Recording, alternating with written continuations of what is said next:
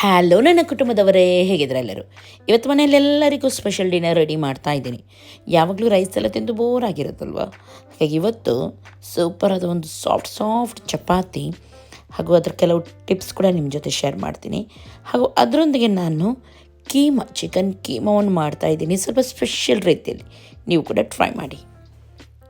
ಇದು ನನ್ನ Agaro hand mixer. ಇದರದ್ದೇನು promotion ಮಾಡ್ತಾ ಇಲ್ಲ. ಇದನ್ನು ನಾನು ಯಾವಾಗಲೂ ಹಿಟ್ಟು ಕಲಿಸುವಾಗ ಯೂಸ್ ಮಾಡ್ತೀನಿ. ಯಾಕೆಂದರೆ ಒಂದು ಸೈಡ್ ಹಿಟ್ಟು ಆಗುವಾಗ ಇನ್ನೊಂದು ಸೈಡ್ ನಾನು ಬೇರೆ ಕೆಲಸವನ್ನು ಮಾಡ್ತಾಯಿರ್ತೀನಿ. ಇದರಲ್ಲಿ ಕೇವಲ ಹಿಟ್ಟು ಮಾತ್ರ ಅಲ್ಲ, ಬೇರೆ ಸುಮಾರು ಕೆಲಸವನ್ನು ಮಾಡ್ಬೋದು. ಜ್ಯೂಸ್ ಮಾಡ್ಬೋದು, ಕೀಮಾ ಮಾಡ್ಬೋದು. ಹಾಗಾಗಿ ನನ್ನ ಫೇವ್ರೆಟ್ ಇದು. ಒಂದೇ ಮಿಷಿನ್, ಅದರಲ್ಲಿ ಸುಮಾರು ಕೆಲಸ ಆಗುತ್ತೆ. ಎಷ್ಟು ಸಾಫ್ಟಾಗಿ ಆಯಿತು ನೀವೇ ನೋಡ್ಬೋದು. ಜಸ್ಟ್ ಹಿಟ್ಟನ್ನು ಹಾಕಿ ಉಳಿದ ನೀರು ಮೆಜರ್ಮೆಂಟಲ್ಲಿ ನಾವು ಹಾಕಿದರೆ ಆಯಿತು. ಇವಾಗ ಕೀಮಾ ಕೂಡ ಮಾಡ್ತಾಯಿದ್ದೀನಿ. ಚಿಕನ್ ಇದು ನಾನು ತೊಗೊಂಡಿದ್ದೀನಿ, ಸ್ವಲ್ಪ ಪೀಸಾಗಿ. ಸಪ್ರೇಟ್ ಇದಕ್ಕೆ ಬೇರೆ ಇದಿರುತ್ತೆ, ಎಸೆಸರಿ ಇದೆ, ಅದನ್ನು ಹಾಕಿದರೆ ಆಯಿತು. ಚಿಕನ್ ನೋಡಿ ಯಾವ ರೀತಿ ಮೆನ್ಸಾಗಿ ಬೀಳ್ತಾ ಉಂಟು, ನೀವೇ ನೋಡ್ಬೋದು. ಇದೇನಾದರೂ ಬೇಕಿದ್ದರೆ ಇದರ ಲಿಂಕ್ ನಾನು ಡಿಸ್ಕ್ರಿಪ್ಷನಲ್ಲಿ ಹಾಕಿರ್ತೀನಿ. ಓಕೆ, ಇವಾಗೆಲ್ಲ ಕೂಡ ರೆಡಿಯಾಗಿದೆ. ಕಡಾಯಿ ಇಟ್ಟಿದ್ದೀನಿ, ಎಣ್ಣೆಯನ್ನು ಹಾಕ್ತಾ ಇದ್ದೀನಿ. ಹಾಗೂ ಅದಕ್ಕೆ ಸ್ವಲ್ಪ ಬಡಿಶೇಪ್ ಹಾಗೂ ಕಸೂರಿ ಮೇಥಿ ಅದನ್ನು ಹಾಕ್ತಾಯಿದ್ದೀನಿ. ಹಾಕಲೇಬೇಕು, ತುಂಬ ಚೆನ್ನಾಗಾಗುತ್ತೆ. ಆಮೇಲೆ ಒಂದು 5 ದೊಡ್ಡ ಸೈಜ್ ನೀರುಳ್ಳಿಯನ್ನು ತೊಗೊಂಡು ಸಣ್ಣದಾಗಿ ಹೆಚ್ಚಿದ್ದೀನಿ. ಇದನ್ನು ಕೂಡ ಇದಕ್ಕೆ ಸೇರಿಸ್ತಾ ಇದ್ದೀನಿ. ಎಣ್ಣೆ ಸ್ವಲ್ಪ ಜಾಸ್ತಿ ಹಾಕಿದ್ದೀನಿ, ನೋಡಿರ್ಬೋದು. ಯಾಕೆಂದರೆ ಇದರಲ್ಲಿ ಚೆನ್ನಾಗಿ ಎಲ್ಲ ಕೂಡ ಫ್ರೈ ಆಗಲಿಕ್ಕೆ ಉಂಟು.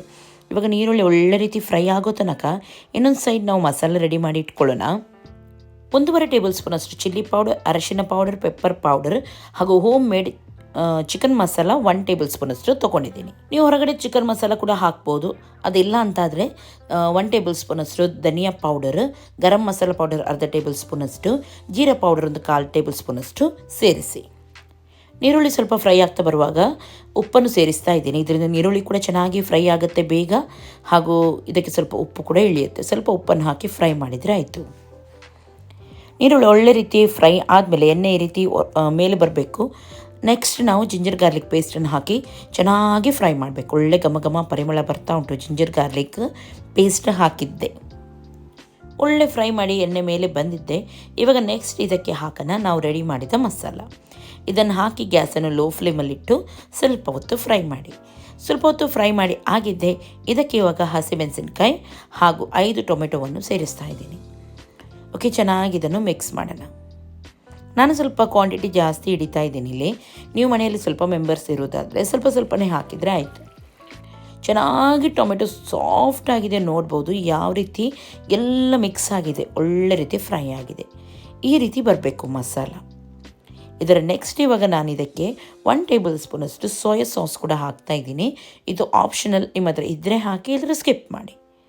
ಇವಾಗ ನಾನು ಇದಕ್ಕೆ ಚಿಕನನ್ನು ಸೇರಿಸ್ತಾ ಇದ್ದೀನಿ. ಆಮೇಲೆ ಇದಕ್ಕೆ ನಾನು ಹಾಕ್ತಾ ಇದ್ದೀನಿ ಬಟಾಣಿ 1 ಕಪ್ಪಷ್ಟು ಹಸಿ ಬಟಾಣಿಯನ್ನು ನಾನಿಲ್ಲಿ ಹಾಕಿದ್ದೀನಿ. ಓಕೆ, ಇವಾಗ ಚೆನ್ನಾಗಿ ಇದನ್ನು ಮಿಕ್ಸ್ ಮಾಡಿ, ಸರಿಯಾಗಿ ಒಳ್ಳೆ ಮಿಕ್ಸ್ ಮಾಡಿ. ಇದಕ್ಕೆ ನೀರೆಲ್ಲ ಇವಾಗ ಏನು ಸೇರಿಸೋದು ಬೇಡ. ಸರಿಯಾಗಿ ಮಿಕ್ಸ್ ಮಾಡಿ ಆದಮೇಲೆ ಗ್ಯಾಸನ್ನು ಲೋ ಫ್ಲೇಮಲ್ಲಿಟ್ಟು ಇದನ್ನು ಮುಚ್ಚಿಡಿ. ಒಳ್ಳೆ ರೀತಿ ಚಿಕನ್ ಬೇಯಲಿ. ಅಷ್ಟು ತನಕ ಚಪಾತಿ ಹಿಟ್ಟು ನೋಡೋಣ, ತುಂಬ ಸಾಫ್ಟಾಗಿ ಚೆನ್ನಾಗಿ ಬರುತ್ತೆ. ನೋಡ್ಬೋದು ನೀವು, ಕೈಗೆ ಜಾಸ್ತಿ ಕೆಲಸ ಇರಲ್ಲ. ಇವಾಗ ಒಮ್ಮೆ ಇದನ್ನು ಮಿಕ್ಸ್ ಮಾಡಿ ಇದರ ಉಂಡೆಯನ್ನು ರೆಡಿ ಮಾಡಿ ಇಟ್ಕೊಳ್ಳೋಣ. ಇನ್ನೊಂದು ಸೈಡಲ್ಲಿ ನೋಡಿ, ಚಿಕನ್ ಕೂಡ ಒಳ್ಳೆ ರೀತಿ ಬೆಂದಿದೆ. ಒಂದು ಸಣ್ಣ ಲಿಂಬೆ ರಸವನ್ನು ಹಿಂಡಿದ್ದೀನಿ. ಸರಿಯಾಗಿ ಇದನ್ನು ಮಿಕ್ಸ್ ಮಾಡಿ ಲಾಸ್ಟಿಗೆ ಇದಕ್ಕೆ ನಾನು ಫ್ರೆಶ್ ಕ್ರೀಮನ್ನು ಹಾಕ್ತಾ ಇದ್ದೀನಿ 1 ಕಪ್ಪಷ್ಟು. ತುಂಬ ಚೆನ್ನಾಗಾಗುತ್ತೆ ಇದು. ಚಪಾತಿಗೆಲ್ಲ ಸ್ವಲ್ಪ ನಮಗೆ ಗ್ರೇವಿ ಎಲ್ಲ ಸೆಮಿ ಗ್ರೇವಿ ರೀತಿ ಬೇಕು ಅಲ್ವಾ, ಡ್ರೈ ಬೇಡ ಅಲ್ವಾ, ಹಾಗಾಗಿ ನಾನು ಅದನ್ನು ಹಾಕಿದ್ದೀನಿ. ಇವಾಗ ನೀವು ನೋಡ್ಬೋದು ಎಷ್ಟು ಚೆನ್ನಾಗಿ ಬಂದಿದೆ ಅಂದರೆ ಘಮ ಪರಿಮಳ ಬರ್ತಾ ಉಂಟು. ಉಪ್ಪು ಹುಳಿ ಎಲ್ಲ ಕರೆಕ್ಟಾಗಿದೆಯಾ ನೋಡಿ. ಆಮೇಲೆ ಇದಕ್ಕೆ ಲಾಸ್ಟಿಗೆ ಕೊತ್ತಂಬರಿ ಸೊಪ್ಪನ್ನು ಹಾಕಿದರೆ ಆಯಿತು ಕೆಲಸ.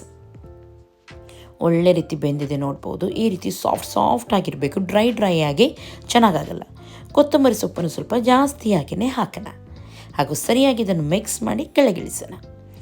ಇಷ್ಟೇ ಮಾಡಲಿಕ್ಕಿರೋದು. ನೀವು ಒಮ್ಮೆ ಈ ರೀತಿ ಚಿಕನ್ ಕೀಮಾ ಮಾಡಿ ನೋಡಿ, ಈಸಿ ಕೂಡ ಉಂಟು ಹಾಗೂ ತುಂಬ ಟೇಸ್ಟಿಯಾಗಿ ಬರುತ್ತೆ. ಮನೆಯಲ್ಲಿ ಎಲ್ಲರೂ ಇಷ್ಟಪಡ್ತಾರೆ.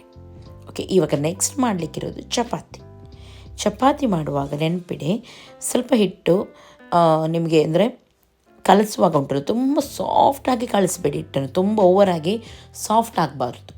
ಆವಾಗ ನಿಮಗೆ ಚಪಾತಿ ಲಟ್ಟಿಸ್ಲಿಕ್ಕೆ ತುಂಬ ಕಷ್ಟ ಆಗುತ್ತೆ, ಹಿಟ್ಟು ಜಾಸ್ತಿ ಬೇಕಾಗುತ್ತೆ. ಹಿಟ್ಟು ಜಾಸ್ತಿ ಹಾಕಿದರೆ ಏನಾಗುತ್ತೆ, ಫ್ರೈ ಮಾಡುವಾಗ ಕಾವಲಿ ಕೂಡ ಕಪ್ಪಾಗುತ್ತೆ ತುಂಬ, ನೀವು ನೋಡಿರ್ಬೋದು. ಹಾಗೂ ನಿಮಗೆ ಲಟ್ಟಿಸ್ಲಿಕ್ಕೂ ಕೂಡ ತುಂಬ ಟೈಮ್ ಹಿಡಿಯುತ್ತೆ. ಜಸ್ಟ್ ನೋಡಿ ತೆಗೆದು ಇದನ್ನು ಈ ರೀತಿ ಗ್ಯಾಸ್ ಮೇಲೆ ಇಟ್ಟುಬಿಡಿ. ಆವಾಗ ಅದು ತುಂಬ ಪುಲ್ಕ ರೀತಿ ಆಗುತ್ತೆ. ಏನೇ ಮಾಡಿದರೂ ಈ ಚಪಾತಿ ಗಟ್ಟಿ ಆಗೋದಿಲ್ಲ, ಸಾಫ್ಟ್ ಇರುತ್ತೆ. ತೆಗೆದಾದಮೇಲೆ ಸ್ವಲ್ಪ ಮೇಲ್ಗಡೆಯಿಂದ ಇದಕ್ಕೆ ತುಪ್ಪವನ್ನು ಹಾಕಿ ಲೈಟಾಗಿ, ತುಂಬ ಸಾಫ್ಟಾಗಿ ಬರುತ್ತೆ ಚಪಾತಿ. ಈ ರೀತಿ ನೀವು ಮಾಡಬೇಕು. ಹಾಗೂ ಹಿಟ್ಟು ಕಲಿಸುವಾಗ ಕೂಡ ನಾನು ಸ್ವಲ್ಪ ಅದಕ್ಕೆ ಎಣ್ಣೆಯನ್ನು 1 ಟೇಬಲ್ ಸ್ಪೂನಷ್ಟು ಹಾಕಿದ್ದೆ, ಬೇರೆ ಏನು ಕೂಡ ಹಾಕಲಿಲ್ಲ. ನೋಡಿ ಈ ರೀತಿ ನೀವು ಮಾಡಿದರೆ ತುಂಬ ಚೆನ್ನಾಗಿ ಬರುತ್ತೆ. ನೋಡಿದ್ರಲ್ಲ? ಓಕೆ, ಇವಾಗ ಎಲ್ಲ ಕೂಡ ರೆಡಿಯಾಗಿದೆ. ಜಸ್ಟ್ ತಿನ್ನೋದೊಂದು ಬಾಕಿ. ಹಾಗಾಗಿ ಬಿಸಿ ಬಿಸಿ ಇರುವಾಗಲೇ ತಿನ್ನಲಿಕ್ಕೆ ಮಜಾ. ಏನು ಹೇಳ್ತೀರಾ? ಓಕೆ, ಇವಾಗ ಕೀಮಾ ನೋಡ್ಬೋದು ಎಷ್ಟು ಯಮ್ಮಿಯಾಗಿ ಕಾಣ್ತಾ ಉಂಟು. ಚಪಾತಿ ಕೂಡ ನೋಡಿ ಸಾಫ್ಟಾಗಿ ಉಂಟಲ್ವಾ? ಇವಾಗ ಇದನ್ನು ಟ್ರೈ ಮಾಡಲಿಕ್ಕೆ ನನಗೆ ಎಷ್ಟು ಆಸೆ ಆಗ್ತಾ ಉಂಟು ನೋಡಿ, ಅದಕ್ಕಿಂತ ಜಾಸ್ತಿ ನಿಮಗೂ ಆಗ್ತಾ ಉಂಟಂತ ಎಣಿಸ್ತೀನಿ. ಹಾಗಾಗಿ ಜಟ್ಪಟಾಗಿ ಇವಾಗಲೇ ಹೋಗಿ ಟ್ರೈ ಮಾಡಿ. ನೋಡಿ ಎಷ್ಟೊಂದು ಸಾಫ್ಟಾಗಿ ಬಂದಿದೆ. ಓಕೆ, ನಾನಂತೂ ಇದನ್ನು ಗಟ್ಟಿಯಾಗಿ ತಿಂತೀನಿ. ನೀವು ಕೂಡ ಮನೆಯಲ್ಲಿ ಮಾಡಿ ಎಲ್ಲರೂ ಹಂಚಿ ತಿನ್ನಿ. ಇವಾಗ ಟೇಸ್ಟ್ ನೋಡೋಣ. ಎಂತ ಹೇಳ್ತೀರಾ, ಸೂಪರ್ ಆಗಿದೆ. ಟ್ರೈ ಮಾಡಲೇಬೇಕು. ಈ ರೆಸಿಪಿಯನ್ನು ಎಲ್ಲರೊಂದಿಗೆ ಶೇರ್ ಮಾಡಿ. ಬಾಯ್ ಬಾಯ್.